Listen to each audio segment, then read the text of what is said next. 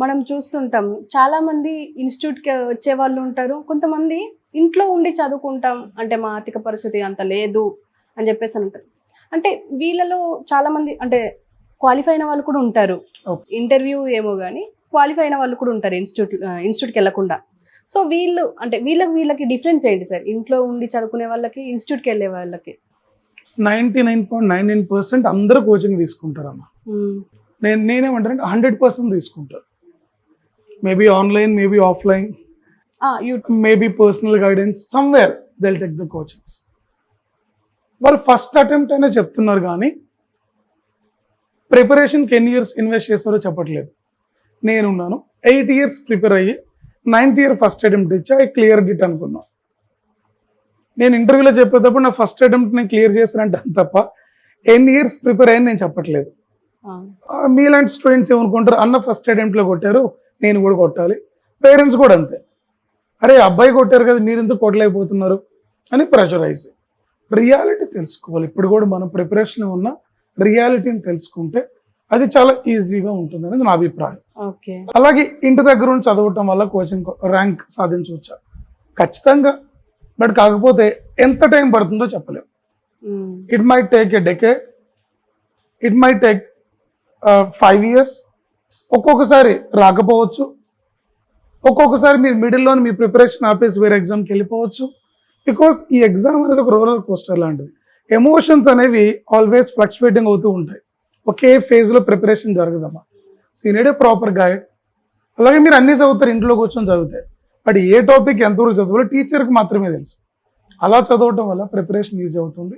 I would suggest, money ఎవరికైతే లేవని మీరు అనుకుంటారో ఏ ఇన్స్టిట్యూట్కి వెళ్ళినా లేకుండా మాలాంటి ఇన్స్టిట్యూట్స్కి వచ్చినా కూడా పర్సనల్గా మాతో కూర్చొని మాట్లాడి మీరు ప్రాపర్గా ప్రూవ్ చేసుకోగలిగితే దట్ ఐఎమ్ ఎకనామికలీ బ్యాక్వర్డెడ్ అని ఖచ్చితంగా మీరు అఫోర్డ్ చేయగలిగిన దాంట్లోనే సీట్ ఇస్తారు. సో రీజన్స్ అపార్ట్ వచ్చి మాట్లాడాలి, కలవాలి, కన్విన్స్ చేయాలి. ఇప్పుడు మీరు నన్నే కన్విన్స్ చేయలేకపోతే రేపు మీరు కలెక్టర్ యొక్క డిస్ట్రిక్ట్ని కన్విన్స్ చేస్తారు. సో ప్రతిది కూడా ఒక ఛాలెంజింగ్గా తీసుకొని ముందుకెళ్ళాలి. అరే నేను ఐఏఎస్ సాధించాక చేసే పని చాలా పెద్దది, సరే ఇక్కడ నుండే మొదలు పెడతా, ముందు మేనేజ్మెంట్ని కన్విన్స్ చేస్తా. I prove myself that I'm un economically backwarded, then I'll definitely get the rank. So when there is a where there is a will there is a way, it is always applicable అండి. And ఇప్పుడు నేను చిన్నప్పటి నుంచి వింటున్నా, ఒక విద్యార్థి ఖచ్చితంగా 18 hours చదవాలి సక్సెస్ అవ్వాలి అని అంటే ఈ ప్రాసెస్ కరెక్టే అంటారా? ఇట్ ఈస్ అగైన్ ఇండివిజువల్ అండి. ప్రాపర్గా నాకు తెలిసి డైలీ ఒక 8 hours మీరు ఫోకస్డ్గా చదివితే ఖచ్చితంగా ర్యాంక్ అనేది వస్తుంది. 16 hours 18 hours అనేవి జనరల్గా అవసరం లేదు. లేదు మీరు మీ బేసిక్స్, మీరు జెడ్పీహెచ్ హై స్కూల్ నుండి వచ్చారు, ఎందుకు చెప్పానంటే నా బ్యాక్గ్రౌండ్ అదే అనమాట. అది కూడా సో ఈ జెడ్పీహెచ్ హై స్కూల్ మీరు వచ్చినప్పుడు ఏం జరుగుతుందంటే ఒక్కొక్కసారి మీకు బేసిక్స్ చాలా తక్కువ ఉంటాయి. మీరు ఉన్న కాంపిటేటివ్తో పోటీ పడటానికి మీరు పర్సనల్గా ఎక్కువ అవర్స్ చదవడం అనేది మంచిది. లేదు ఆల్రెడీ మీకు బేసిక్స్ బాగున్నాయి, 6 to 8 hours more than enough. 18 hours అంటే ఏంటంటే మనకు 24 hours ఉంటుంది. ఈ 18 hours మనం చాలా చేస్తాం, తినడం కానీ వర్క్ కానీ అన్నీ చేసుకొని చెయ్యాలి. అసలు ఎలా పాసిబుల్ అవుతుందా అని 18 hours? కొన్ని కన్సిస్టెంట్గా చెప్పాలంటే ఇయర్ లాంగ్ పాసిబిలిటీ ఉండదు. Possibility for let us say 15 to 20 days మీరు చాలా గట్టిగా చేశారనుకుందాం, తర్వాత హెల్త్ సిక్ అవుతుంది. సో నేనేమంటానంటే 8 hours more than enough. You are capable enough. 12 to 14 hours good enough. మిగతా టైం ఖచ్చితంగా స్లీప్ అని, ఫుడ్ అని, బాడీకి మినిమల్ ఎక్సర్సైజ్ అని, యోగా, మెడిటేషన్ ఇలాంటివన్నీ కూడా ఇవ్వటం వల్ల మీ ప్రిపరేషన్ హ్యాపీగా వెళ్తుంది. లేదంటే మధ్యలో ఖచ్చితంగా హెల్త్ అనేది సిక్ అవుతుంది. You will divert from your preparation again. So ఇలాంటివి ఉంటాయి. So what you say that healthy preparation చాలా చాలా important. Healthy means proper food, proper sleep, proper time management and meeting proper people for your proper guidance and happiness. ఒక productive healthy preparation అనేది జరిగితే exam easy అవుతుంది. లేదంటే sick అవుతారు, hospital admit అవుతారు, అటు నుండి డైవర్ట్ అవుతారు. అండ్ సార్ ఇప్పుడు ఎన్ని అటెంప్ట్స్ ఉంటాయి ఈ సివిల్స్లో? ఈ ఎగ్జామ్స్కి ఎన్ని రకాల ఎగ్జామ్స్ ఉంటాయి అండ్ ఎన్ని అటెంప్ట్స్ ఉంటాయి?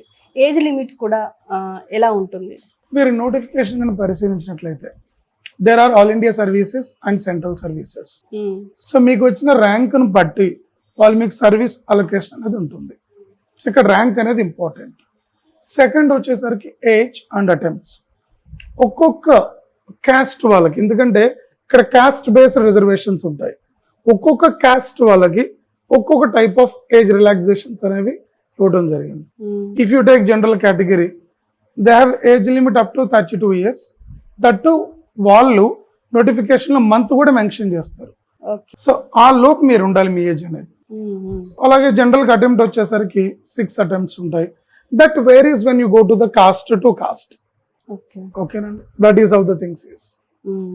అండ్ ఇప్పుడు కొత్తగా ప్రిపేర్ అవ్వాలి అనుకున్న వాళ్ళకి మీరు ఇచ్చే టిప్స్ ఏంటి? అంటే ఇన్స్టిట్యూట్కి వెళ్ళాలా, లేకపోతే ఎగ్జామ్స్ రాయాలా, అంటే ఉంటాయి కదా మాక్ టెస్ట్లు అవన్నీ, అవి రాయాలా, లేకపోతే ఇన్స్టిట్యూట్కి వెళ్ళి మంచిగా ప్రాపర్గా చదువుకోవాలి అంటారా? ఫస్ట్ ఆఫ్ ఆల్ మీరు యూపీఎస్సి లేదా గవర్నమెంట్ ఎగ్జామ్ నేను క్రాక్ చేయాలి అనుకుంటే ఫస్ట్ మీ ఎబిలిటీస్ని మీరు అనలైజ్ చేసుకోవాలి. లైక్ నాకున్న గుడ్ క్వాలిటీస్ ఏంటి, నా స్ట్రెంగ్త్ ఏంటి, నా వీక్నెస్ ఏంటి.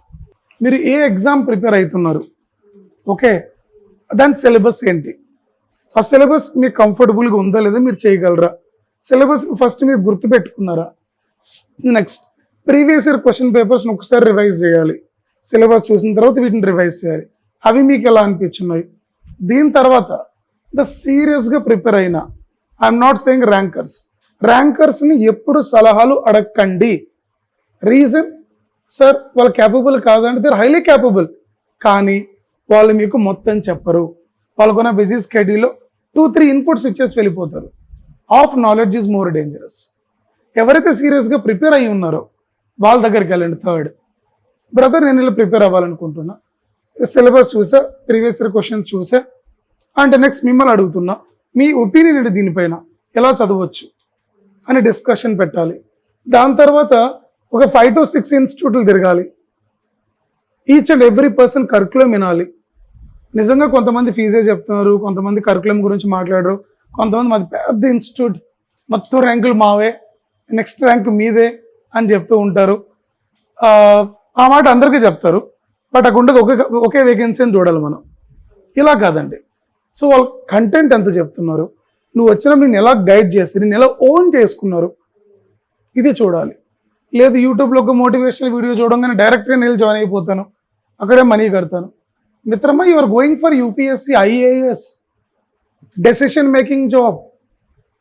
అలాంటి పెద్ద జాబ్లకు మీరు వెళ్ళేటప్పుడు, జాయిన్ అయ్యేటప్పుడే 10 ఇన్స్టిట్యూట్లు తిరిగి 10లో ఏది బెస్ట్, 10ని కూడా అక్కడున్న సీనియర్స్ని ఎంక్వైరీ చేయాలి. 10లో ఏది బెస్ట్, నీకేది కంఫర్ట్గా ఉంది, ఎకనామికల్గా, ప్రిపరేషన్ వైజ్గా అండ్ ఫ్యాకల్టీ వైజ్గా, ఇవన్నీ చూసుకోవాలి. Then you take a right decision. Obviously అక్కడితో ఒక స్టెప్ అయింది. దాని తర్వాత ప్రిపరేషన్ ఎలా వెళ్ళాలి, అది ఒక స్టెప్. దాని తర్వాత మెయిన్స్ ఆన్సర్ రైటింగ్ వెళ్ళాలి, అది ఒక స్టెప్. సో ఇక్కడ ప్రతి స్టెప్ కూడా ఒక వైకుంఠపాలి లాంటిది. ఒక్క రాంగ్ స్టెప్ పడిందా పాము మింగేస్తుంది, మళ్ళీ 0కి వస్తాం. సో ఇలా ప్రతి స్టెప్లో జాగ్రత్తలు తీసుకుంటూ ముందుకెళ్తే నాట్ ఓన్లీ యూపీఎస్సీ, మీరు ఏ పని చేసినా you become a crorepati. So ప్రతి స్టెప్ ఆలోచించి ఎనలైజ్ చేసుకుంటూ వేయాలి. సో ఇలాంటి టిప్స్ ఎవరికైనా కావాలి అంటే మీరు కింద నా నెంబర్ ఇవ్వచ్చు. I can talk to them openly for free guiding them. అంటే నా దగ్గర జాయిన్ అవ్వని ఎప్పుడు నేను చెప్పనమ్మా, 10 తిరగండి, దాంట్లో ది బెస్ట్ సెలెక్ట్ చేసుకోండి, దాంట్లో నాది కూడా ఉండొచ్చు, సెలెక్ట్ చేసుకుని మీరు జాయిన్ అవ్వండి. That is what I always advice to the students. And ఇప్పుడు ప్రస్తుతం ఆస్పిరెంట్స్ ఎలాంటి గైడెన్స్ కానీ ఇప్పుడు కరెంట్ అఫైర్స్ కూడా రోజు రోజుకు మారుతూ ఉంటుంది. ఏం ఫాలో అవుతే అన్నింటిలో కరెక్ట్గా కన్సిస్టెన్సీగా చదవగలరు? యూపీఎస్సీ ట్రెండ్ ఫాలో అయితే అన్ని ఈజీగా ఉంటాయి అమ్మా. సో మనం కరెంట్ అఫైర్స్ అవుతాం, బట్ అది ఎగ్జామ్కి అవసరమా కాదో గమనించాలి కదా. ఒక పేపర్లో 13 to 14 pages ఉన్నాయి, అన్నీ కరెంట్ అఫైర్సే, బట్ ఏది ఎగ్జామ్కి ఇంపార్టెంట్. సో అక్కడ కూడా మీకు టీచర్ అవసరం. అదే చెప్తాను, యూపీఎస్సీ పల్స్ మీరు పట్టుకుంటే ఇవన్నీ కూడా చాలా ఈజీగా అవుతూ ఉంటాయి. బట్ ఈ కరెంట్ అఫైర్స్ అనేది డైలీ వర్క్ అమ్మా. రెగ్యులర్గా డైలీ ఒక 5 to 6 టాపిక్స్ ఉంటాయి అంతే. That takes hardly 1 hour. వాటి వరకు నేర్చుకుంటే ఎగ్జామ్ అయిపోతుంది. ఇది తెలియక పిల్లలు 10 మ్యాగజైన్స్ కొంటాం, 2-3 పేపర్స్ కొంటాం, దాంట్లో ఏం చదవాలో తెలియక ఒక పేపర్ ఆఫ్ చదివేసి తీసుకొచ్చి పక్కన పడేస్తారు. డే అంతా డిస్టర్బ్ అవుతారు, నాకు రావట్లేదు.